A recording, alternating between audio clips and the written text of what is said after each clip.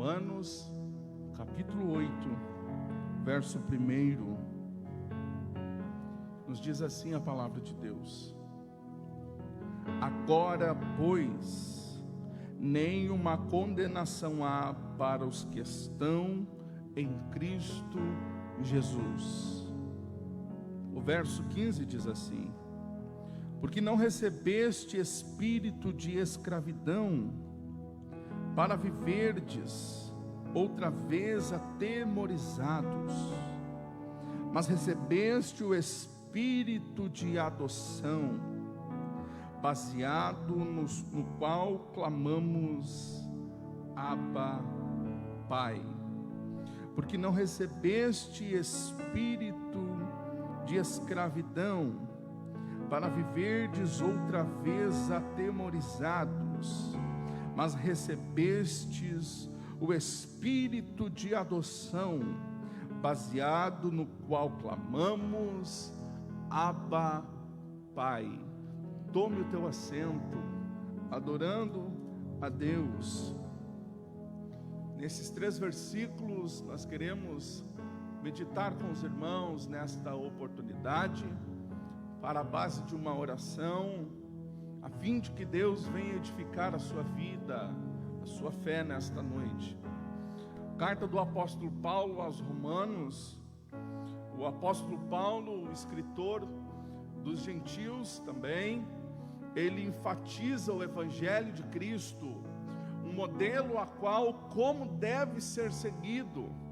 O apóstolo Paulo, ele vem trazendo o evangelho de Cristo, e também não só traz o evangelho, mas ele apresenta-se como um modelo, como ele servia a Cristo no seu evangelho. Também o apóstolo Paulo, ele traz como um modelo ser um servo, ser um chamado, como o apóstolo Paulo foi passando por diversas situações. Ele disse: eu aprendi a viver na bonança, mas também eu sei viver na dificuldade. O apóstolo Paulo diz: olha, eu tenho prazer nas minhas fraquezas, porque quando eu estou fraco, é aí que eu estou forte. O apóstolo Paulo, ele estava tão envolvido com o evangelho de Jesus. O apóstolo Paulo era uma pessoa, era um homem tão envolvido com Cristo, depois que se converteu a Jesus, que ele disse: sabe de uma coisa, agora não vivo mais eu, é Cristo que vive em mim. Para mim morrer é lucro, porque se eu morrer agora, eu vou ver a glória de Deus. Então para mim já não faz mais diferença morrer ou viver, porque ambos os lados eu estou vivendo com Ele, eu estou andando com Ele, eu tenho um encontro com Ele. O apóstolo Paulo era alguém muito íntimo de Jesus, ele vivia um evangelho entrelaçado a Cristo, ao ponto de sofrer açoites, ao ponto de sofrer prisões, ao ponto de sofrer ameaças de mortes, perseguições, a ponto de ser torturado pelo amor do evangelho de Cristo. Jesus disse: ele vai saber agora o quão importante, o quanto importa sofrer pelo meu evangelho. Depois que Jesus deu um tombo no apóstolo Paulo, lá na rua de Damasco, ele se tornou um apóstolo cheio do poder de Deus, e nunca mais ele foi o mesmo. Ele foi até o fim, e quando ele chegou ao fim da sua vida, ele escreve lá: combati o bom combate, acabei a carreira e guardei a fé. Combati o bom combate, acabei a carreira e guardei a fé. Oxalá, se cada um de nós aqui, quando terminarmos aqui nesta terra, possamos dizer na memória de todos: combati o bom combate, acabei a minha carreira e guardei a minha fé. Quando você chegar lá nos teus 95 anos, se Deus te permitir, você vai estar bem velhinho aqui, participando do culto, sentado, né? Deixando o Senhor Jesus mover-se em você, vai estar sentadinho ali esperando a volta de Cristo, e você vai dizer: combati o bom combate, eu acabei a minha carreira, mas eu não joguei a minha fé fora. Minha fé está guardada, a minha fé está guardada e ninguém pode tomar a minha fé. Por que o apóstolo Paulo guardou a fé? Porque muitos tentaram tomar a sua fé, mas ele guardou a sua fé dentro do seu coração. E meu querido, podem tomar o que for de você, oportunidades, podem tomar o que for de você, nome, status, podem tomar a tua casa, teu carro, podem tomar bens financeiros, mas uma coisa ninguém pode tomar, é a tua fé. Podem tomar a tua liberdade de andar aqui ou acolá, mas uma coisa ninguém pode tomar, é a tua fé, meu amado, meu irmão. Você deve lutar pela tua fé, você deve buscar constantemente a edificação da tua fé. Nem que você tenha que lutar como Jacó lutou no vale de Jaboque com o anjo, nem que você tenha que lutar, muitas vezes vai ser ferido na batalha, mas a tua fé, a minha fé ninguém toma, a nossa fé ninguém tira de nós. Guarde a tua fé, para que ninguém roube a tua coroa. Aleluia. Eu já sinto a presença de Jesus aqui. Ei, meu amado, meu irmão, nós que fomos chamados, observe, a palavra igreja significa um povo chamado, um povo separado, chamado para fora. Isso que significa a palavra igreja. E o que é a igreja? A igreja não é esses departamentos ou esse templos, não. A igreja não é o prédio. Nós sabemos muito bem que a igreja é o corpo de Cristo. A igreja somos nós, eu e você, nós somos a igreja. Logo, nós somos um povo separado, chamado por quem? Chamado por Jesus. Nós não fomos chamados por homens, nós fomos chamados por Jesus. Ele que nos separou antes da fundação do mundo. O Senhor olhou para mim, para você e disse: ele é meu, ela é minha, e eu não abro mão dele. Ei, o Senhor, ele separou você. Foi uma questão de separação. Ele olhou para você e disse: ele é meu, ela é minha. Nós fomos separados, nós fomos chamados por Jesus. Quando ouvimos a palavra de Deus, quando ouvimos a sua palavra, o evangelho da graça, a qual tocou em nosso coração, e nós levantamos a mão e dizemos: eu aceito esse Cristo na minha vida, eu aceito esse Senhor como meu único e suficiente Salvador. E o que isso representa? O que isso significa? O momento em que você aceitou a Cristo, você foi liberto. O momento em que eu e você se entregamos para Cristo, nós fomos libertos. Libertos do que? Libertos primeiro do pecado, libertos do inferno, libertos do juízo, da condenação eterna. Quando nós estávamos distantes de Deus, observe que Jesus olhou em uma visão futura e ele disse: ninguém vai se salvar pela lei, todos estão destinados ao inferno, ao fracasso, todos estão destinados à morte eterna. Só pode um redentor, um cordeiro puro, alguém santo, só um homem santo pode justificar o homem. Mas Jesus chamou Adão e ele não deu conta. Jesus chamou Abraão, Moisés, não deu conta. Todos pecaram, e a Bíblia diz: todos nós pecamos e destituídos fomos da glória de Deus. Deus procurou alguém na terra, alguém perfeito na terra, para pagar o preço pelos meus e os teus pecados, mas Ele não encontrou ninguém. Foi um dia que Ele levantou a sua voz do seu trono e disse: a quem enviarei?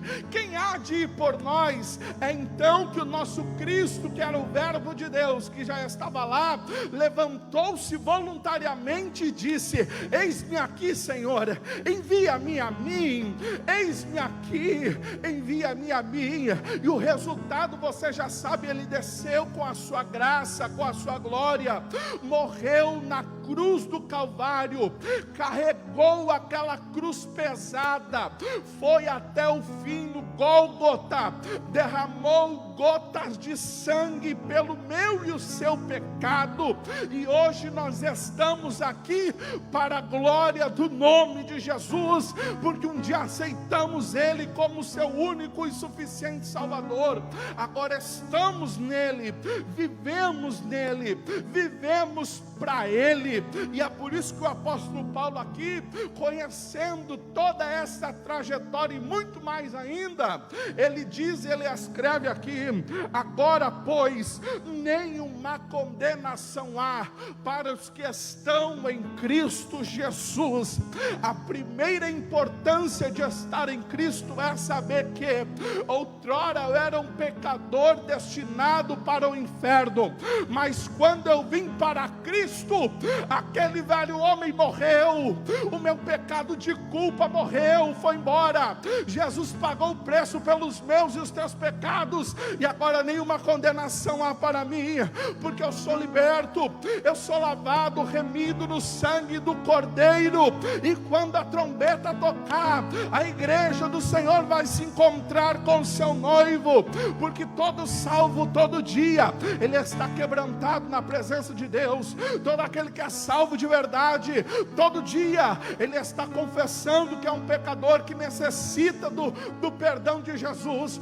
Todo dia ele está esperando o seu Senhor. Meu querido, eu quero te dizer uma coisa: se você passa um dia sem pensar na tua salvação, se você passa um dia sem pensar como está a tua vida com Deus, talvez você esteja distante um pouco de Jesus, mas se você quiser hoje, você pode chegar mais perto dele e voltar de novo a estar debaixo da graça, e nenhuma condenação há para você que está em Cristo Jesus. Aleluia, aleluia. A primeira bênção, o primeiro poder de estar em Cristo Jesus é que Ele me lavou dos meus pecados, Ele me purificou. Eu não merecia, você não merecia. A primeira bênção de estar em Cristo Jesus é porque um dia nós éramos condenados, éramos um pecador, andávamos sem Jesus. Como diz o escritor da harpa cristã, eu não tinha esperança, nem divina luz, mas hoje sou liberto, porque o Senhor me salvou, e com seu sangue Ele me lavou. Você já agradeceu por essa maravilhosa graça? Você já agradeceu apenas por ser um salvo? Você já agradeceu a Deus apenas por ser alguém lavado, remido, redimido? Enquanto muitas pessoas estão morrendo nesta hora, enquanto muitas pessoas nesse momento estão com seu destino à morte eterna, eu e você estamos aqui esperando o noivo voltar. Eu e você aqui estamos esperando o Cordeiro de Deus. Aleluia, aleluia. Jesus estava passando diante de João e os seus discípulos, e os discípulos de João Batista perguntaram para João Batista: quem é esse aí, João Batista? João Batista olhou para Jesus e disse: esse aí é o Cordeiro de Deus que tira o pecado do mundo. Esse aí é o enviado, é o Cordeiro puro de Deus que tira o pecado do mundo. Eu quero dizer para você que está me ouvindo nesta noite, Se você está vivendo longe de Jesus na lástima do pecado, hoje Jesus te aceita. Ainda há uma oportunidade, ainda há uma esperança, ainda dá tempo de você se reconciliar com Deus, ainda dá tempo de você voltar para Jesus. Não há salvação fora de Cristo, não há salvação fora de Jesus. O Espírito Santo de Deus nesta noite está convidando você que está me ouvindo em algum lugar nesta hora, te dizendo: volta para Cristo, arrependa-te, porque Ele está disposto a te perdoar, e nenhuma condenação mais vai ser sobre você, se você estiver em Cristo Jesus. Aleluia. Primeira bênção de estar em Cristo Jesus é que os meus pecados foram perdoados, e hoje eu sou uma nova criatura. Nós somos uma nova criatura.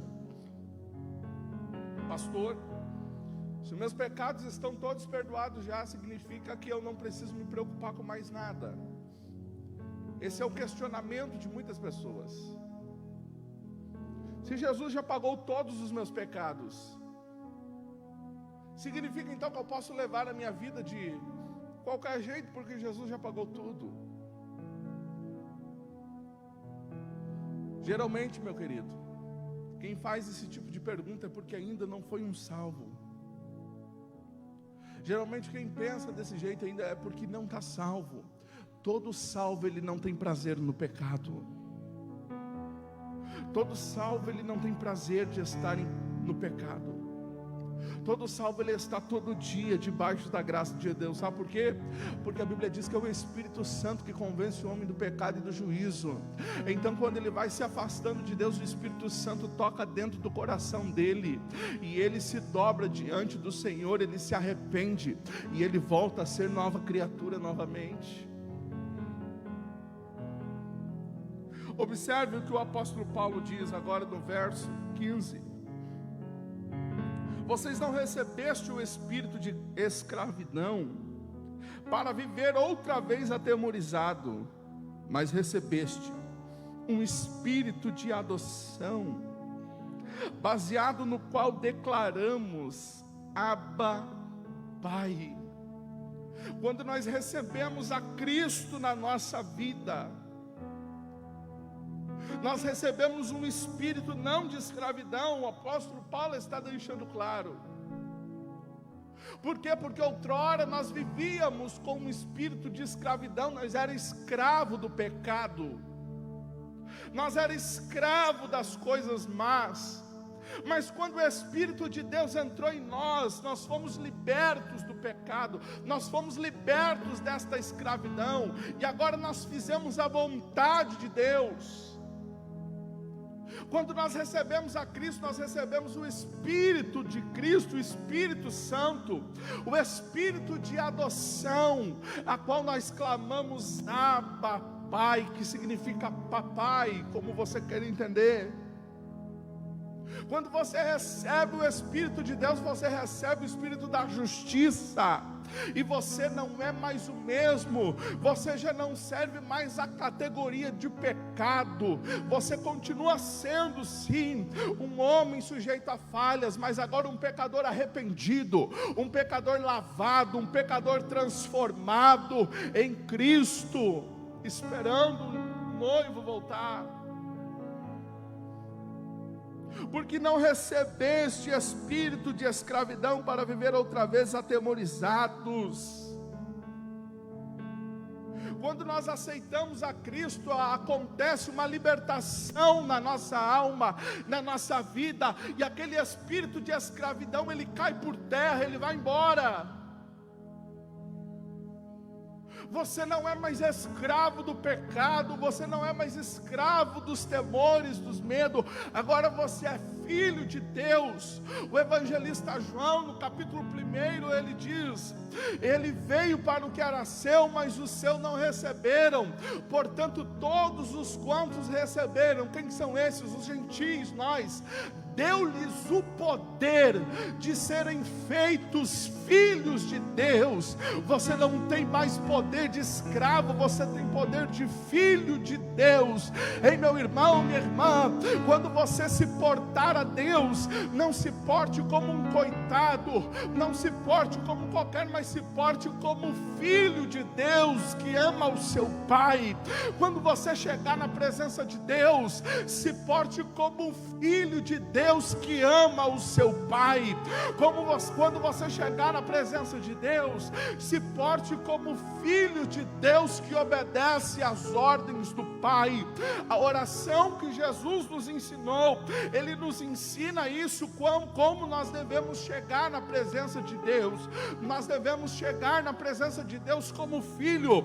Por quê? Porque quando Jesus ele nos ensina a orar, Ele diz: Pai nosso que está no céu.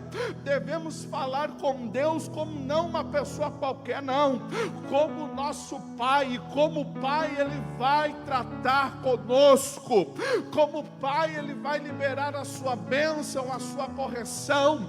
Mas o que importa é que quando saímos da presença dEle, depois de um período de oração, você sai transformado, limpo, purificado, de pé, de roupa nova, porque é isso que o Pai faz. Ele corrige, Ele nos trata, mas Ele nos coloca em ordem e mostra o caminho certo. Aleluia. Não recebeste um espírito de escravidão, mas um espírito de adoção. O verso 8 vai dizer, o apóstolo Paulo continua: porque para mim, tenho por certo que o sofrimento do tempo presente não podem ser comparados com a glória que há de ser revelada. Eu tenho por certo que para mim, o tempo presente, o sofrimento do tempo presente, não há de se comparar com a glória que há de ser revelada. O apóstolo Paulo, ele já dizia aqui, uma palavra para o futuro, já que chega aos nossos dias de hoje, que haveria sofrimentos, nós passaríamos por tribulações, nós passaríamos por ventos. Ele está falando de sofrimentos presentes. Nós passaríamos por problemas de angústias, por problemas difíceis, como o nosso irmão Caetano testemunhava ali. Tudo isso nós passaríamos, mas ele diz isso nem se compara com o que há de ser ainda revelado, com a glória que há de ser revelada. Ei, está difícil o momento de hoje para você. Como você está vivendo o momento de hoje? Está passando pelo momento difícil? Está passando por um vale? Está passando pelo momento tenebroso? O momento de hoje que você está vivendo é um momento de sofrimento. O momento de hoje que você está vivendo é um momento de dor. Esta palavra vem ao teu encontro nesta noite. Há algo para você que ainda não foi revelado, e não há de se comparar com o que Deus tem para a sua vida. Há uma glória que ainda não foi revelada, e quando ela se revelará, não há de se comparar, não tem nem como comparar ao que Deus reservou para nós. Eu estou passando por um momento de angústia, mas vai passar, vai melhorar. Eu estou passando pelo momento de aflições, vai passar, vai melhorar. Eu estou passando pelo vale, mas vai passar, tudo isso vai passar. Eu estou passando por um tormento, minha vida financeira financeira está um caos, a minha vida espiritual está um caos. Eu quero te dizer, não se afasta de Jesus, fica quietinho na presença de Deus. Se não consegue orar, vai gemendo mesmo, vai chorando, vai se arrastando, mas não se afasta de Jesus, porque Salomão disse: tudo passa, tudo há um tempo, há tempo de chorar, há tempo de se alegrar, há tempo de viver, há tempo de morrer, tudo tem um tempo. E a palavra de Deus para a tua vida nesta noite: o que você está passando vai passar, a glória que Deus tem reservada para você ainda não foi revelada, e quando se revelar, não se comparará com o que você está vivendo agora. Aquilo que você está vivendo agora é uma palavra profética para alguém nesta noite. Aquilo que você está vivendo agora não há de se comparar com a glória que Deus reservou para você, com a glória que Deus revelou para nós. Observe que o apóstolo Paulo, ele fala em Coríntios: aquilo que o olho não viu, aquilo que os ouvidos não ouviu e não desceu ao coração do homem, é o que Deus tem reservado para aqueles que o amam. Se você está na presença de Deus, se você está em Cristo, fica tranquilo, vai dormir em paz, levanta a tua cabeça, porque tem coisa nova chegando para você. Se você está em Cristo, fica tranquilo, porque você vai ver os frutos da tua oração. Se você está em Cristo, fica tranquilo, porque você vai ver o fruto da tua perseverança. Se você está em Cristo, fica tranquilo, porque você vai ver a tua fé, você vai ver o fruto da tua fé. Se você está em Cristo, fica tranquilo, porque o meu Deus não vai te decepcionar, não vai te desamparar. Fica tranquilo, vai dormir em paz. Deus abençoe a tua vida.